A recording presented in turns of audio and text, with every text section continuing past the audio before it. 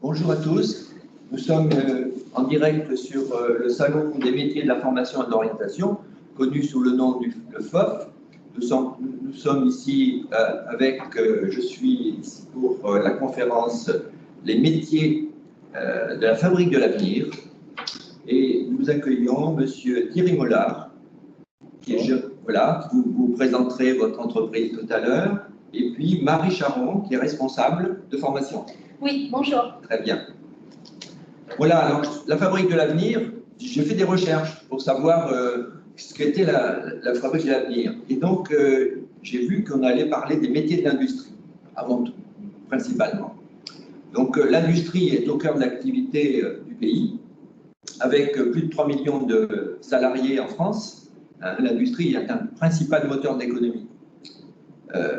L'industrie, c'est un secteur qui innove, avec en particulier l'impulsion du numérique. Il y a aussi beaucoup de nombreux métiers, nouveaux, beaucoup de métiers. Et on voit aussi que l'industrie recrute. Je crois que ça, c'est très important. Oui. On a plus de 42 000 entreprises en France, dans des secteurs aussi variés que la métallurgie, la transformation des métaux, la mécanique, l'automobile, la construction navale, l'aéronautique. Une liste impressionnante. Je compte sur vous pour nous parler un peu de ces secteurs, de nous présenter comment ça se développe et quels sont les métiers recherchés pour ces secteurs. Voilà, je vous laisse commencer. Tout à fait, c'est un sujet très vaste, très intéressant et qui aujourd'hui, je crois qu'on peut se le dire, c'est vraiment dynamique. C'est porteur de nouveaux projets, c'est très intéressant de pouvoir en parler. Donc, on va voir plusieurs choses. En fait, on va faire une introduction avec un film qui va présenter les principaux secteurs de l'industrie. Et il va peut-être se présenter aussi de façon à ce que... oui, alors c'est comme il l'avait déjà fait. Oui, voilà, un peu plus en précisément pour savoir qui nous sommes et quelles sont nos fonctions. Alors, je suis M. Mollard Thierry, je suis donc chef d'entreprise. J'œuvre dans les métiers de la métallurgie depuis une quinzaine d'années. Je représente un petit groupe familial qui a été créé en 2004 et qui aujourd'hui représente une cinquantaine de salariés, comme je l'ai dit, qui œuvrent à la fois dans les métiers du bobinage, à travers les réparations des moteurs électriques, à travers une société qui fait de la maintenance de premier niveau et de deuxième niveau, et à travers aussi également une société qui fabrique des éléments chaudronnés et de l'usinage, et une quatrième qui, elle, œuvre dans la machine spéciale et qui a pour objectif de fabriquer des machines pour réaliser des ganivelles, donc qui sont des barrières que l'on trouve sur des plages et qui concernent la protection des dunes. Tout ça en Charente, en fait. Alors, l'activité est très diversifiée. Alors, l'activité est très diversifiée et c'est un point aussi essentiel, c'est-à-dire que une des activités essentielles, c'est aussi d'avoir une mixité importante dans les différents métiers. D'accord. Et pour introduire notre conférence aujourd'hui, un des freins sur le développement de ces sociétés, c'est justement le manque de ressources pour répondre aux besoins de nos clients. D'où ma participation ici active. Ce qui veut dire que vous recrutez. Je recrute et je dis que j'ai des difficultés pour trouver les compétences nécessaires pour que notre entreprise se développe. Mais vous cherchez des personnes qualifiées, qui ont besoin, ou qui veulent être qualifiées. Ou qui veulent être qualifiées. Aujourd'hui, les métiers de la métallurgie ont été souvent décriés. Nous avons certes des personnes qualifiées, mais qui sont des denrées très rares, donc ce sont des métiers en tension. Et aujourd'hui, si nous voulons, disons, pallier à cette manque de compétences, de salariés confirmés, nous nous orientons bien évidemment vers d'autres solutions. Et nous recherchons bien évidemment des gens motivés qui soient intéressés par tous les métiers de l'industrie. Et actuellement, dans mon entreprise, moi, j'ai 2 apprentis. L'apprentissage est une part importante des ressources d'alimentation de nos compétences. Et comme ce sont aussi des métiers où le savoir-faire empirique est important, donc il est nécessaire d'avoir cette période de tuilage qui permet aux anciens de former les nouveaux. Ouais, d'accord. Et alors, je fais une petite précision. Le groupe que je représente était essentiellement basé en Charente, et dernièrement, je viens de reprendre une activité sur le Limousin. L'objectif, bien évidemment, c'est d'être le plus transverse au niveau de la région Nouvelle-Aquitaine. Maintenant, je passe à parole. La transition était bien faite puisque vous cherchiez des gens, mais également vous êtes prêt à accompagner des jeunes à se former. Et du coup, c'est en ça qu'on vous accompagne aussi. Donc, moi, je suis Marie Charon, je travaille au pôle formation de l'UMM, c'est-à-dire qu'on est un organisme de formation qui accompagne les entreprises dans l'objectif de former des jeunes qui répondent aux besoins des entreprises et que l'entreprise est prête à accompagner par la voie notamment de l'apprentissage. Donc moi, je suis en charge effectivement au sein du pôle formation de promouvoir ces métiers, c'est-à-dire en parler, expliquer ce que c'est, et puis surtout faire tomber toutes les idées reçues qu'on peut avoir. Et puis également accompagner dans le recrutement vers nos formations, c'est-à-dire recevoir les gens, leur proposer le parcours, leur proposer un parcours de formation, un parcours scolaire aussi parfois, un peu d'orientation, tout en ayant en tête voilà, qu'il y a des entreprises aujourd'hui qui recrutent donc, pour essayer de mettre en relation tout ce petit monde. Et on est basé sur le Poitou-Charentes et on a une antenne, un site qui est ici d'ailleurs, sur le site alors qu'on appelait la CIFOP à l'époque, qui maintenant s'appelle CCI Charentes Formation. Donc on est basé dans ce grand campus, donc le pôle formation UMM Poitou-Charentes, et sur le campus de la CIFOP, ex-CIFOP, comme on dit. Angoulême. Voilà. Et si on veut des renseignements, on peut vous trouver ici. Ah, vous me trouvez ici, effectivement, il n'y a pas de souci. On a un accueil, on a tout ce qu'il faut. Voilà, vous êtes accessible facilement, quoi. Enfin, alors, je suis accessible facilement parce que je suis énormément sur le site et sachez que tous les mercredis après-midi, on est en porte ouverte. C'est-à-dire, c'est un peu comme un McDo. Venez comme vous êtes, c'est ça. Venez comme vous êtes. Tous les mercredis après-midi, de 14h à 17h, je reçois. On visite les plateaux, on discute avec les formateurs, on parle du projet, je reçois les familles, les parents, les enfants. Et puis tout simplement, parfois, simplement se dire, je prends des infos, c'est quoi? C'est quoi? Qu'est-ce qui se passe? Parce que je crois que c'est un message très important, parce qu'on ne pense pas toujours qu'aujourd'hui que l'industrie recrute à ce niveau, autant que ça. Voilà. Et elle recrute à tous les niveaux. À voilà. tous les niveaux, effectivement, on a des niveaux opérateurs, on a des niveaux techniciens, on a des niveaux ingénieurs, et on a besoin de toutes ces compétences qui sont différentes à chaque fois. À tous les niveaux, on a besoin de personnes. Et c'est vrai qu'en ça, il y a des formations adaptées, il y a des niveaux bac, il y a des niveaux BTS, des ingénieurs, etc. Et puis je crois aussi qu'il est nécessaire de rappeler que, bien évidemment, dans le passé, les métiers de la métallurgie étaient très axés sur des grands groupes qui ont connu quelques mésaventures et plutôt relégués des grands groupes avec des structures en 3-8 qui licenciaient à un moment donné, parce que les médias ont beaucoup insisté sur ces événements-là, alors qu'aujourd'hui, bien évidemment, aujourd'hui, certains de ces grands groupes aussi recrutent, bien évidemment, bien sûr.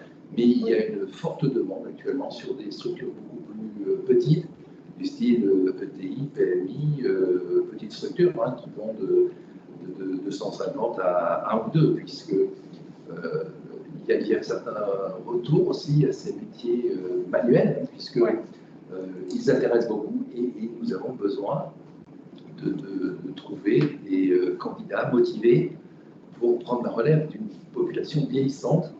Et il est nécessaire donc que nous faisions droit à une espèce d'envie pour que nous puissions avoir un vivier important pour prendre la relève. Et c'est important ce que je dis parce que, pour résumer, je l'ai peut-être déjà dit tout à l'heure, un des freins, c'est justement de trouver les compétences nécessaires pour passer ce relais à cette transmission de compétences vers une nouvelle génération qui manque beaucoup aujourd'hui. Et c'est un frein au développement économique de petites sociétés que je peux représenter. Oui, pour avoir visité les Olympiades des métiers à Bordeaux il y a 2 ou 3 ans, moi, j'ai été surpris de voir comment travailler dans la météorologie. C'est impressionnant avec l'utilisation du numérique. C'est vraiment... Bien évidemment, aussi, il faut rappeler... On rappelle peut-être ce que c'est les Olympiades des métiers, oui, si tout le monde n'est pas... Oui, je me permets d'introduire. Oui. Donc, les Olympiades des métiers, c'est une compétition. En fait, c'est une compétition où s'affrontent des apprentis d'un même secteur. Par exemple, dans la boulangerie ou par exemple dans la coiffure. Et chaque jeune représente sa région, représente son département et a une épreuve et doit s'affronter dans un temps réduit avec le même sujet. Et c'est le meilleur, c'est un concours vraiment, le meilleur gagne la sélection départementale, puis la sélection régionale, puis la sélection nationale. Et on a, alors je prenais l'exemple du coiffeur et du boulanger, mais c'est vraiment tous les secteurs confondus, ça peut être la chaudronnerie, ça peut être l'usinage, ça peut être la maintenance, tous les métiers dont on va parler tout à l'heure. Et l'objectif, c'est vraiment de donner le meilleur de soi-même pour gagner le concours et avoir après un titre de meilleur apprenti de France. Voilà. Et il est important aussi de rappeler ce que vous venez de dire tout à l'heure, c'est-à-dire qu'on a des métiers aujourd'hui dans la météorologie qui ne sont plus les anciens métiers où il y avait du bruit, où il y avait des efforts physiques importants à faire. Aujourd'hui, nous sommes beaucoup accompagnés, certes par le numérique, mais aussi par un environnement beaucoup plus agréable, qui a des obligations qui imposent au chef d'entreprise d'avoir des éléments de manutention qui permettent à l'ouvrier ou au salarié d'œuvrer dans de bonnes conditions physiques et d'utiliser réellement son savoir-faire pour réaliser les choses. Oui, c'est vraiment... Ces métiers d'industrie ont toujours fait appel à des ouvriers très qualifiés. Et je crois que c'est des beaux métiers. Je crois que... mais qui ne sont pas, effectivement, qui ont pu être un peu oubliés parfois et qu'il faut un peu redécouvrir avec une nouvelle vision. Voilà, une nouvelle vision. Je pense que tous les chefs d'entreprise qui œuvrent dans cet environnement-là ont bien compris qu'aujourd'hui, certes, je pense que l'image de l'ancien métier de la météorologie était quand même des métiers un peu durs physiquement, dans des moments compliqués. Aujourd'hui, les chefs d'entreprise que je représente à travers lui-même, tous œuvrent dans des environnements agréables. On est dans des conditions qui n'ont rien à voir avec le passé. Donc, et aujourd'hui, quelqu'un de motivé peut réellement réaliser, créer des choses personnelles, jolies, mais dans des conditions agréables. C'est très valorisant parce que on se rend compte que les jeunes aujourd'hui, quand ils viennent nous voir et qu'ils disent j'en ai marre de faire que des choses un peu abstraites, ils nous disent j'ai envie de faire quelque chose de manuel, j'ai envie de réaliser. Et en fait, ils prennent leurs doigts comme ça, ils disent je veux faire quelque chose. Donc très vite, très rapidement, avec même pendant un bac, on peut, à partir d'un plan, réaliser, fabriquer, construire et donner vie à une pièce. Et leur première fierté, souvent, c'est de se dire je l'ai fait tout seul et j'ai réussi avec tous les moyens qu'on m'a donnés, toutes les différentes machines. Et le premier objet réalisé, souvent, c'est la grande fierté à la famille, aux copains, etc. Et c'est vrai que c'est important parce qu'aujourd'hui, on sent qu'ils ont besoin de prendre part à l'activité, ils ont besoin d'apporter leur pierre à l'édifice et donc de créer eux-mêmes quelque chose. Oui, c'est ça. C'est exactement ça. Oui. Ouais. C'est peut-être l'occasion d'ailleurs de montrer un petit peu à travers le film. Oui, voilà. On a prévu effectivement un film qui présente de façon très succincte, mais plutôt visuelle, les différents secteurs dans lesquels on peut former les jeunes. Et puis il y en a beaucoup d'ailleurs qui sont dans vos entreprises, que vous avez parlé de différents secteurs. Donc on va vous la montrer.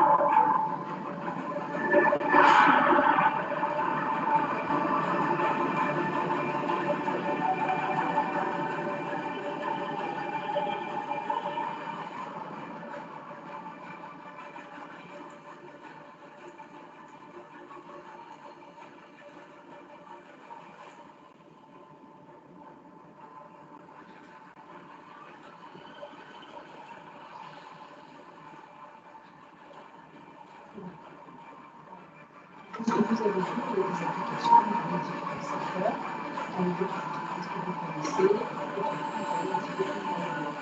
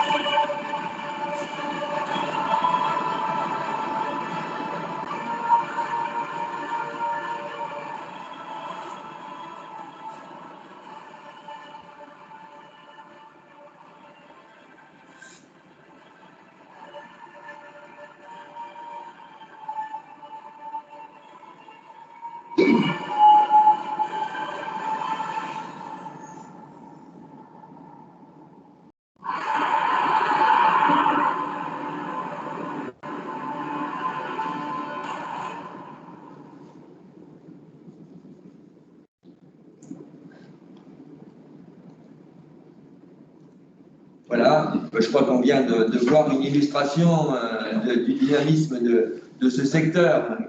Et on ne peut pas. C'est vrai que je pense qu'autour de nous, on a des objets fabriqués. On utilise tous des objets fabriqués par l'industrie. Oui, alors. La chaise sur laquelle on est, Voilà, par exemple, c'est un objet industriel. Donc, il y a un petit peu de voix aussi.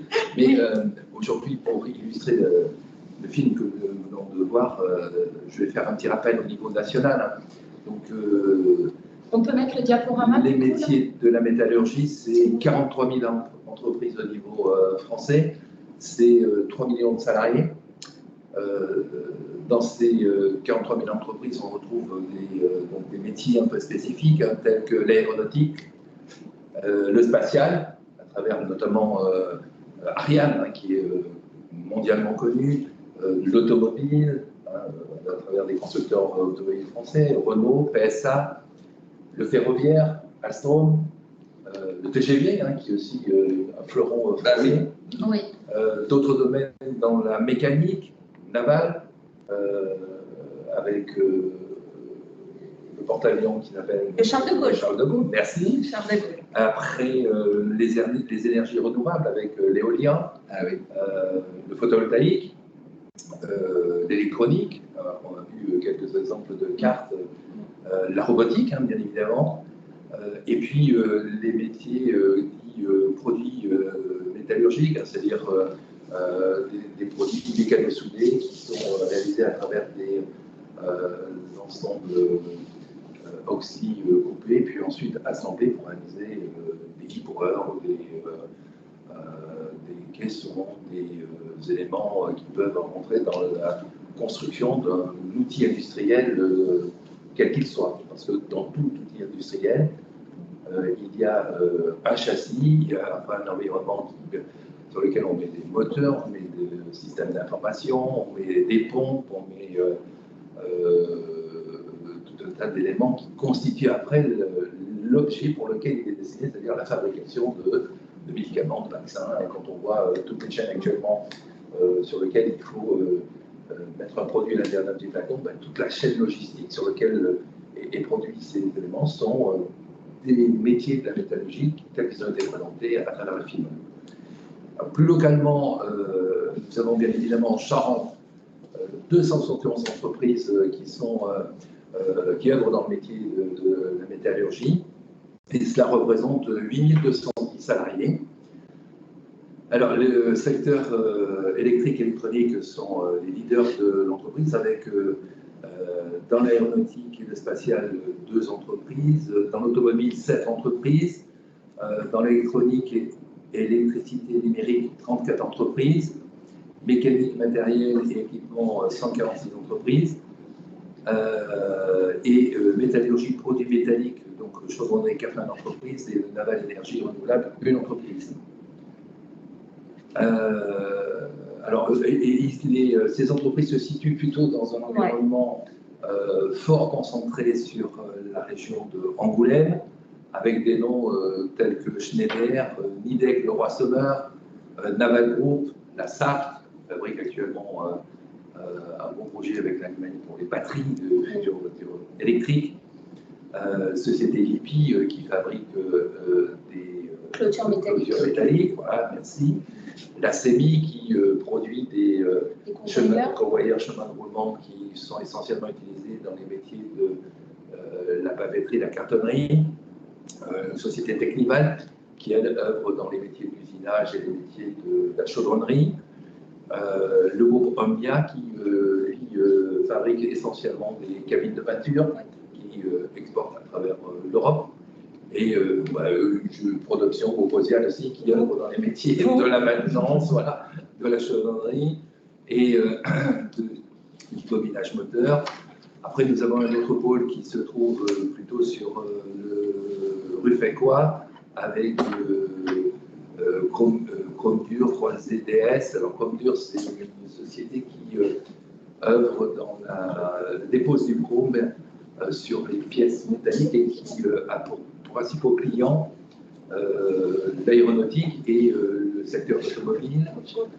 3ZDS, c'est une société qui fabrique beaucoup de poignées de portes, poignées de vitres pour des portes d'avion, etc.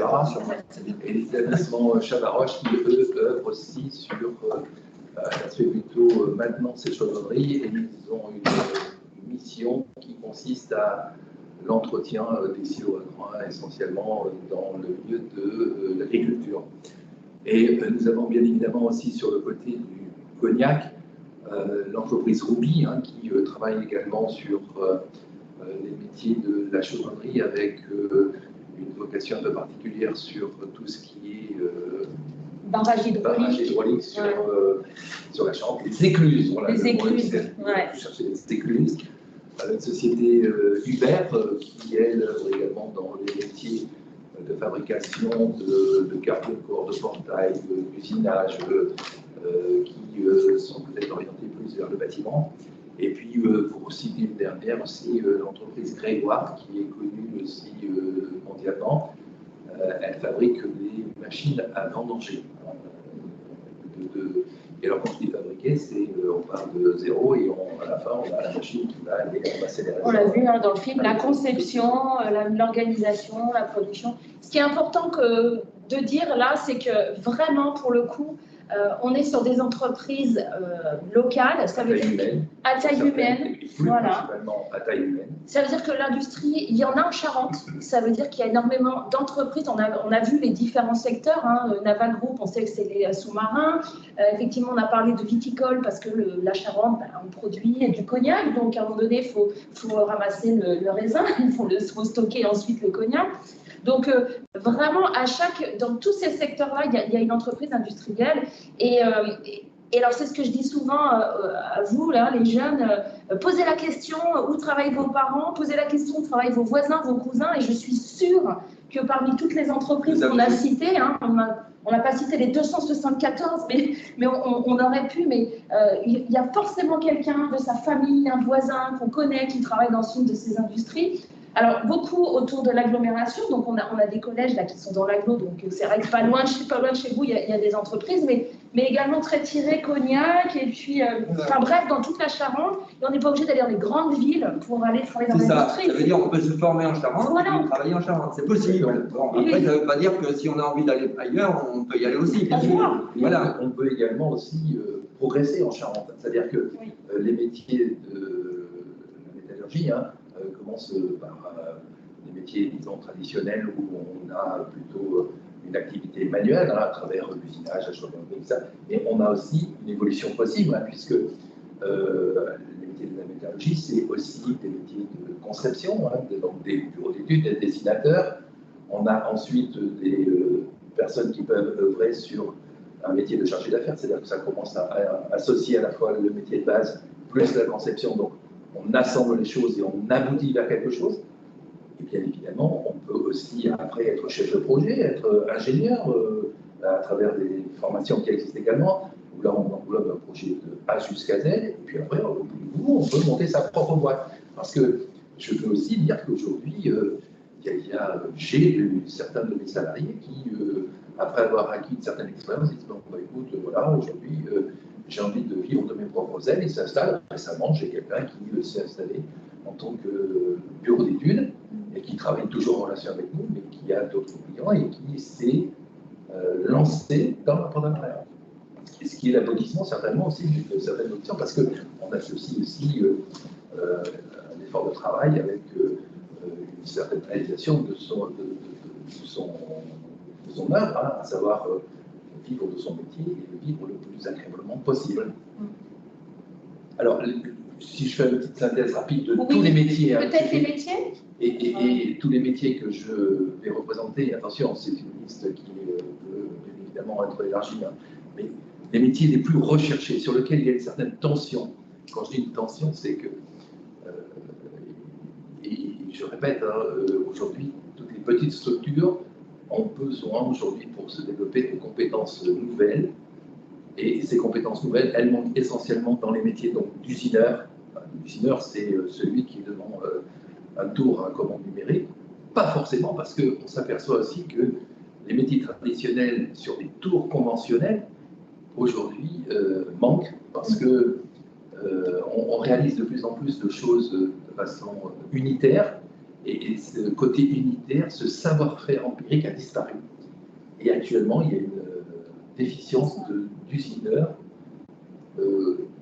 machines conventionnelles. J'insiste, hein, machine conventionnelle, Ah oui, on a les deux. Forte demande dans ce sens-là. Après, au niveau de la chaudronnerie, donc on cherche des soudeurs, hein, on est devant avec un poste de soudé, on réalise réellement quelque chose de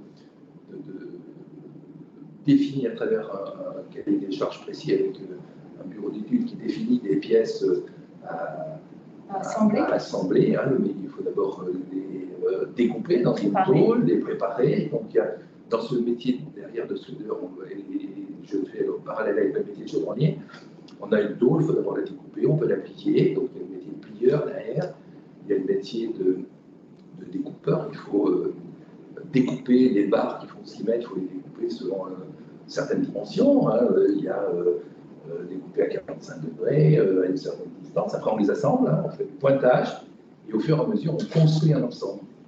Cet ensemble, il est unique et il y a la réaction réelle à la fois d'une personne qui peut être spécialisée en tant que soudeur, et qui peut être aussi chaudronnier, et qui peut être plieur, c'est-à-dire qu'il peut y avoir aussi des polycompétences qui permettent d'évoluer dans la structure. On ne fait jamais la même chose. On ne fait jamais la même chose, mais de réaliser aussi de A jusqu'à Z avec l'expérience, réellement un ensemble unique.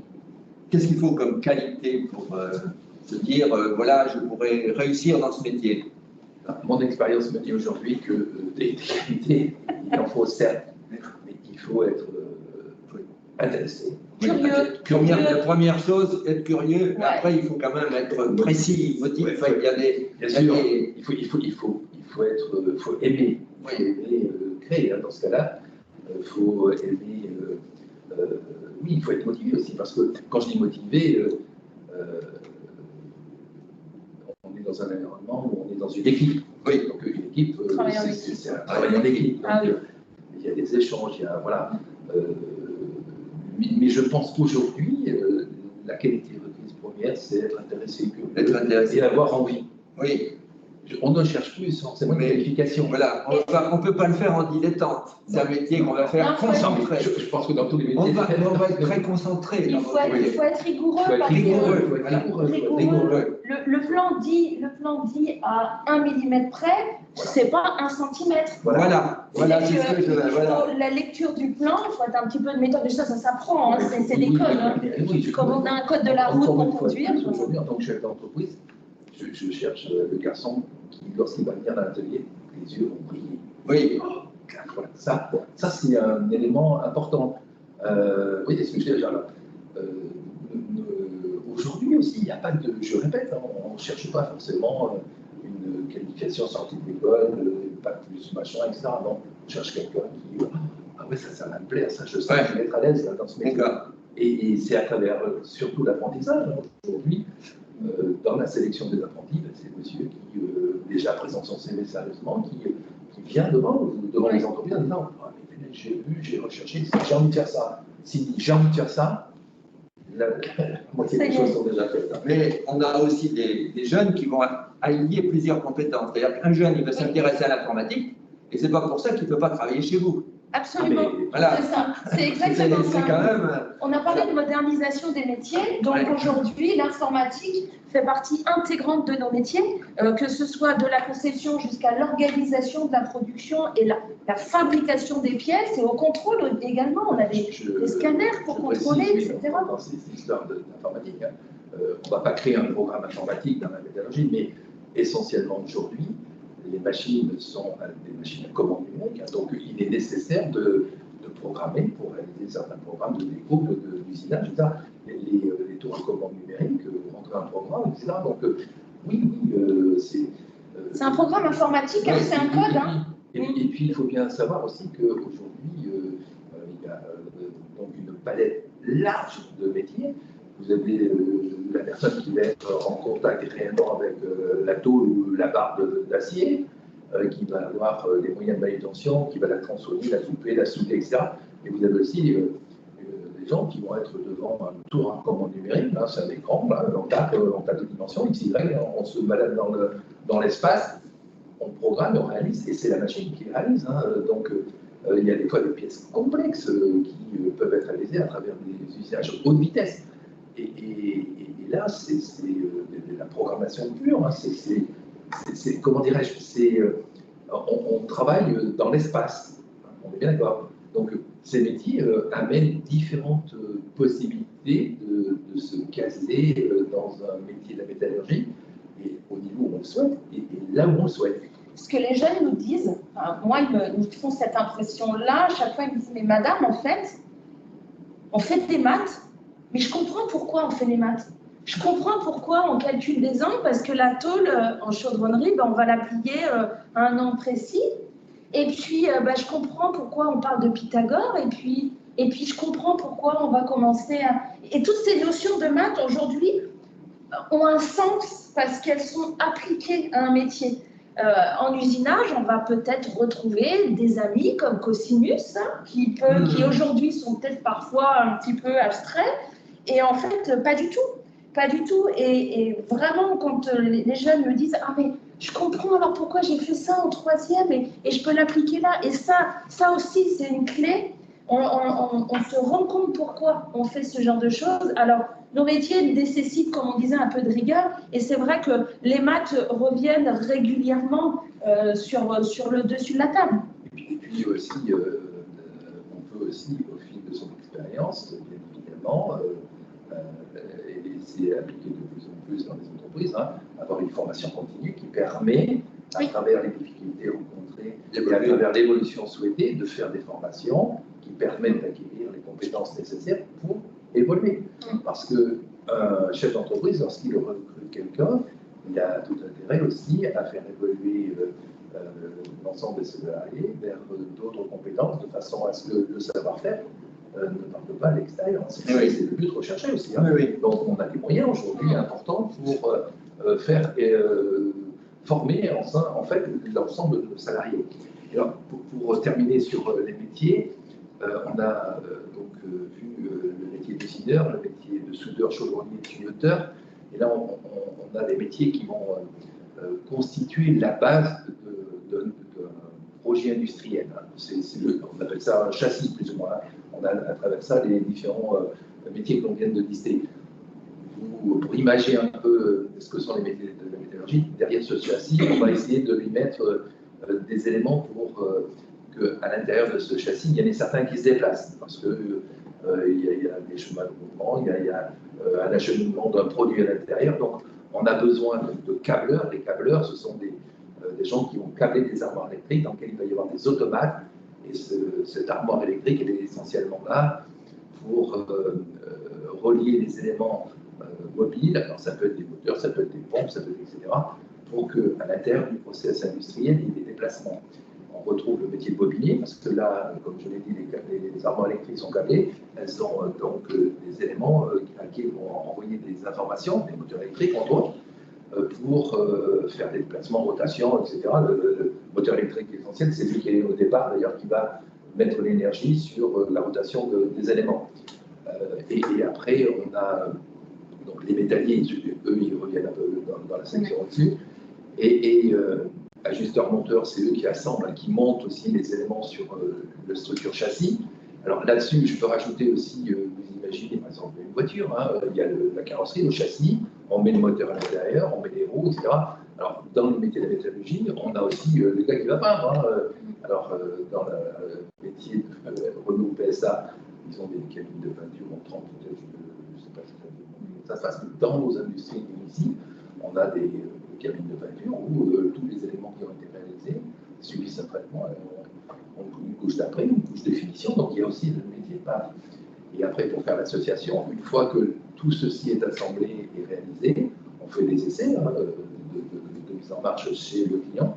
Et après, on a bien évidemment un métier qui est très recherché, qui est une denrée rare, sur lequel aujourd'hui on a technicien de maintenance. Technicien de maintenance, lui, une fois que la machine est installée chez le client, il y a un service après-vente qui est assuré et c'est le technicien de maintenance qui, lui, va s'assurer de la maintenance préventive et aussi de la maintenance curative. C'est-à-dire que quand il y a une panne chez le client, pour se dépanner cette machine, eh bien, il faut aller sur place et, bien évidemment, connaître les éléments que constitue l'outil industriel et être capable de faire des analyses de panne et de dire, voilà, c'est tel élément qui est déficient, donc c'est celui-ci qu'il faut remplacer. C'est le docteur, hein. Moi je Ouais, c'est ce que je dis aux jeunes, le technicien de maintenance, c'est le docteur parce qu'il va venir avec sa mallette et il va poser un diagnostic, c'est-à-dire qu'il va demander qu'est-ce qui ne va pas, il a Malou, hein, l'entreprise elle a Malou,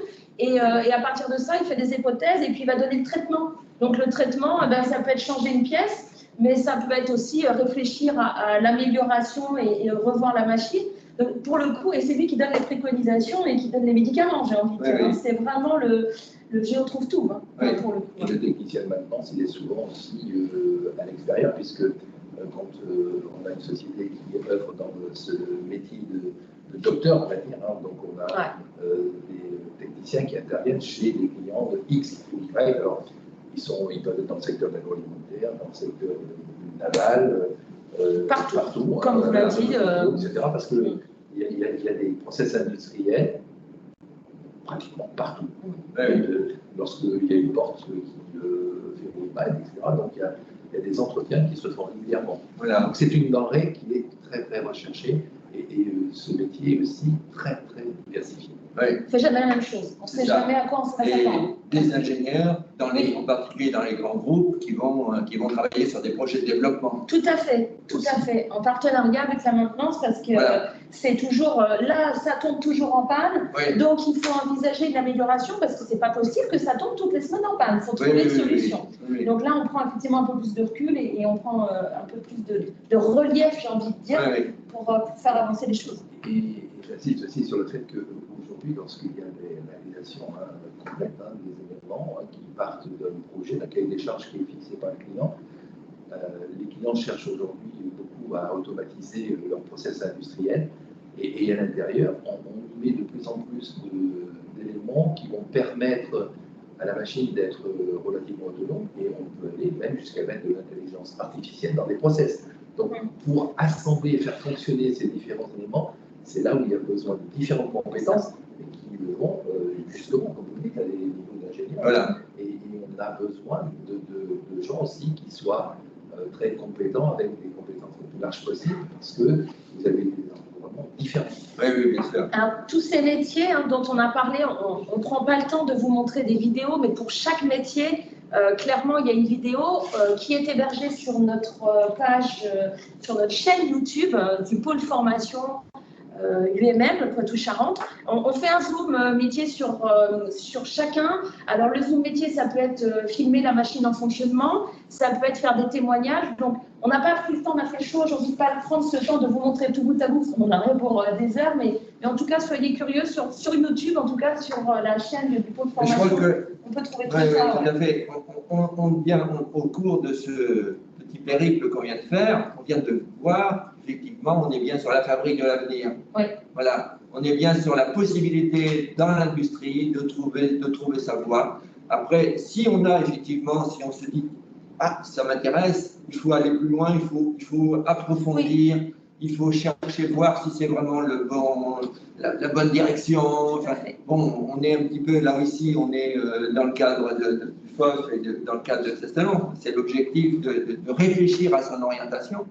Et je crois qu'effectivement, une orientation, ça se travaille. Il faut aller rencontrer des entreprises, faire éventuellement une petite découverte d'entreprise. Des stages, ce qu'on appelle des immersions aussi. Des immersions. On peut faire des stages en centre de formation. Oui. On a souvent des jeunes qui sont un petit peu perdus. Ils font une journée avec les apprentis en usinage, une journée avec les apprentis en chaudronnerie, une journée avec les apprentis en maintenance, une journée avec les apprentis en élec. Et en fait, en 4 jours, ils ont déjà vu 4 métiers. Donc, c'est tout à fait possible de le mettre en place dans le cadre de stage pendant les vacances ou même pendant la période scolaire. Oui, effectivement. Tout à l'heure, vous avez illustré à partir des maths et de voir. Oui. C'est vrai que ça, c'est très. Enfin, je veux dire, s'orienter, c'est vraiment chercher. Oui. Chercher et trouver. Au bout du compte, trouver. Voilà. Tout à fait. Et du coup, le dernier point qu'on peut voir, ça peut être les formations, si vous voulez bien. Alors, vous connaissez à peu près tous le schéma et qu'on reprend. Vous êtes au collège aujourd'hui, vous êtes en 4e ou en 3e et vous vous posez des questions effectivement sur les voies pour y accéder. Eh ben, le schéma qu'on connaît, qui est le même pour tous les secteurs, il est le même pour les entreprises industrielles. C'est-à-dire pour les métiers de l'industrie, pardon. Pour les métiers industriels. Donc, on peut préparer un CAP, on peut préparer un bac professionnel, on peut préparer un bac technologique, on peut préparer un bac scientifique et après aller sur un BTS ou un DUT. J'ai envie de dire qu'il y a un parcours qui peut se faire du bac jusqu'au supérieur, qui peut se faire dans les métiers de l'industrie avec toutes les perspectives dont a parlé M. Mollard de progression, d'évolution, de carrière. Et sachez aussi que ceux qui ont envie de pratiquer, c'est-à-dire qui ont envie de vraiment s'intégrer tout de suite, je veux faire le métier, je ne veux pas seulement l'apprendre, je veux aussi le faire, c'est la voie de l'apprentissage. Et l'apprentissage se fait dès le début. Alors nous, sur le campus, effectivement, là, en Charente, on propose le niveau bac, le niveau BTS, et après, au niveau Poitou-Charentes, on va également sur les écoles d'ingénieurs. Donc, à chaque métier dont a parlé M. Mollard, c'est qu'il y a un bac qui correspond. On a parlé d'usinage, il y a un bac usinage. On a parlé de chaudronnerie, il y a un bac chaudronnerie. On a parlé du technicien de maintenance, cette fameuse denrée rare dont on a parlé, bac maintenance. Et puis, on a l'électricien câbleur, où là, ça peut être effectivement le bac électricité. Donc, déjà, là, on peut se spécialiser, mais ce n'est pas parce qu'on se spécialise en bac que derrière, tout est fini. Pas du tout. On continue, on rebondit, et parfois, on complète, c'est-à-dire qu'on ne reste pas toujours dans la même voie. Celui qui a fait un bac chaudronnerie, parfois, il ne veut pas rester dans la chaudronnerie, il veut aller vers la mécanique, donc il va faire de la conception, et puis peut-être qu'après, il va se spécialiser en robotique, et puis on a des parcours vraiment, vraiment passionnants. Et si le jeune se dit... je veux être dans le concret, je veux y aller, je ne veux pas faire que des stages, mais je veux aussi travailler, il y a l'apprentissage. Voilà. Très bien. Très bien. Est-ce qu'il y en a des questions complémentaires? Oui, meilleur.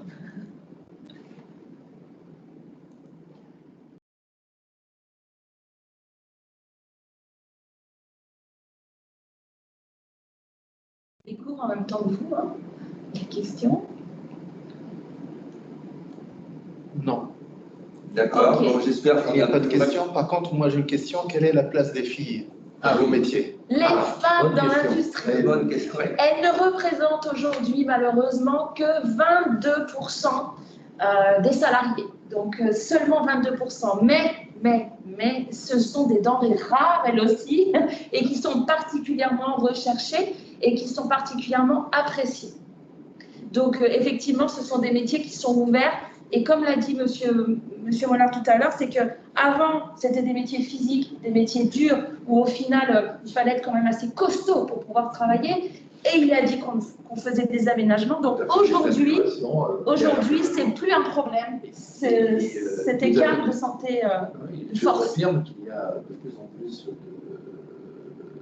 de dames, je ne sais pas comment présenter les choses, mais qui œuvrent au niveau de l'apprentissage, et notamment, alors, il y a surtout une présence féminine dans les métiers où encore l'aspect physique est moins important, mais oui. Sur l'aspect intellectuel des choses, il n'y a aucun souci aujourd'hui, il y a une certaine mixité qui s'installe. Elles réussissent bien. Ah oui, Oui. J'aurais même plutôt tendance à dire, on l'a exprimé tout à l'heure, dans le côté rigoureux, mathématique, etc., je pense que les capacités d'une dame, de ce point de vue-là, sont supérieures à ce qu'on peut trouver dans le genre masculin. Bon, c'est bien, et c'est d'ailleurs un des attraits aussi de ces compétences féminines qui sont recherchées. Oui, c'est ça, on va vraiment devenir quelqu'un de qualifié, la compétence. Ah oui. Ça, c'est important. Ça, c'est valorisant. C'est valorisant, et on ne l'a pas abordé tout à l'heure, mais notamment lorsque l'on travaille un petit peu dans des matières un peu nobles, l'inox, etc., où le niveau de qualité est exigé quelquefois. Donc, je trouve que le comportement féminin est plus sensible sur cette qualité que ne pourrait l'être l'aspect masculin. Bon, voilà. Donc, il y a des attributs qui, aujourd'hui, sont recherchés aussi chez la gente féminine. Et d'ailleurs, je finis, moi, sur 2 apprentis, j'ai une dame et un monsieur. D'accord. Alors, ils ne sont pas dans le même métier, mais j'ai une dame et un monsieur. D'accord. Donc l'apprentissage va se faire sur combien de temps? Ça va dépendre du diplôme visé. Voilà, tout à fait. Un bac, c'est 3 ans si on fait seconde, première, terminale. Ensuite, un BTS se fait en 2 ans. Une licence pro se fait en 1 an. Ou alors, on a le BIT qui se fait maintenant en 3 ans, qui peut se faire également en alternance. Et puis après, il y a l'école d'ingénieur qui, lui, se fait en 3 ans après un bac plus 2, par exemple. D'accord. Ou alors, après, certaines écoles proposent 5 ans. Mais on a des durées variables. Et ce qui est intéressant dans ces formations-là, c'est qu'à tout moment, on peut se dire j'arrête, je vais en emploi ou je continue. On a la possibilité à chaque fois de se reposer la question et de rebondir. Bien, s'il n'y a pas d'autres questions, si on a vu... On pourrait en parler pendant des jours, mais on va s'arrêter. En tout cas, merci beaucoup de votre présentation. J'espère que vous aurez envie de découvrir à la Fabrique de l'avenir les métiers de l'industrie. Merci. Merci. Merci.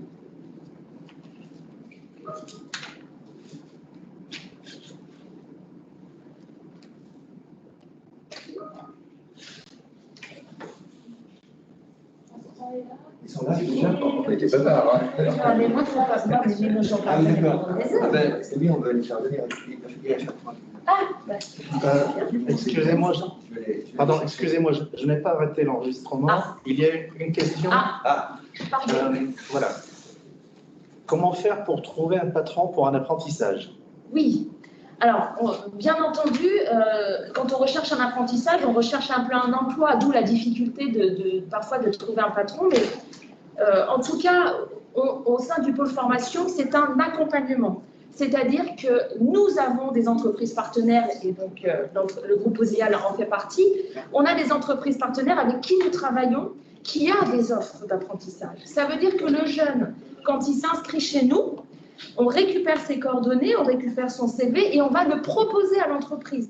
Donc ça veut dire que lui, de son côté, il peut effectivement chercher, mais nous, on a également tout un réseau d'entreprises qui ouvrent leurs portes à l'apprentissage. Donc ça veut dire qu'on va faire cette mise en relation du jeune avec l'entreprise. Donc on cherche aussi pour le jeune, on l'aide, on fait pour lui, on cherche une entreprise pour lui. Donc là-dessus, pas d'inquiétude à avoir, on a un vrai accompagnement. Les jeunes peuvent s'inscrire dès maintenant. On a déjà des offres d'entreprises qui sont publiées, c'est-à-dire qu'on a déjà des entreprises qui nous ont dit « l'année prochaine, je veux un apprenti, envoyez-moi des CV ». Donc vraiment, on a une forte demande. On a parlé de métier en tension, mais ça veut dire qu'il y a aussi beaucoup d'offres d'apprentissage dans l'industrie et que ça fait partie des secteurs où c'est un peu plus facile, entre guillemets, de trouver. Donc, il y a un vrai accompagnement tout le temps, jusqu'à la rentrée, pour qu'on puisse proposer les CV des jeunes. Et puis, il y a aussi des demandes spontanées qui sont faites auprès des entreprises, des gens qui sont en fin de parcours scolaire et qui s'inquiètent un petit peu de ce qu'ils vont faire demain, dans quelle orientation ils vont faire. Moi, je reçois des candidatures spontanées en disant, il présente son CV, son expérience, et il dit éventuellement, j'aimerais travailler dans l'entreprise, dans quel métier. Et c'est là où ça a bien été dit, il y a un partenariat, bien évidemment, entre le centre de formation et les entreprises qui ont des difficultés de recrutement. Là-dessus, pas d'inquiétude. Et puis, ce qui est vraiment bien perçu à chaque fois, c'est quand le jeune il va frapper à la porte de l'entreprise et qu'il se présente et qu'il se montre curieux, de savoir ce que fait l'entreprise. Et là, déjà, le fait de voir quelqu'un qui se déplace, on se dit, ah ben celui-là, il est curieux, il a envie, et donc on prêtera une attention. Enfin, les entreprises, en tout cas, sont particulièrement sensibles à cette motivation-là. Aussi.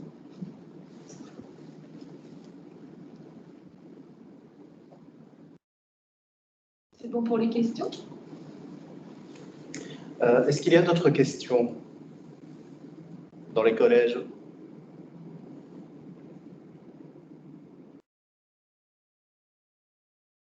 Je pense qu'on a fait le tour. On a fait le tour, on peut... Merci. Merci. Merci à tous. Au revoir.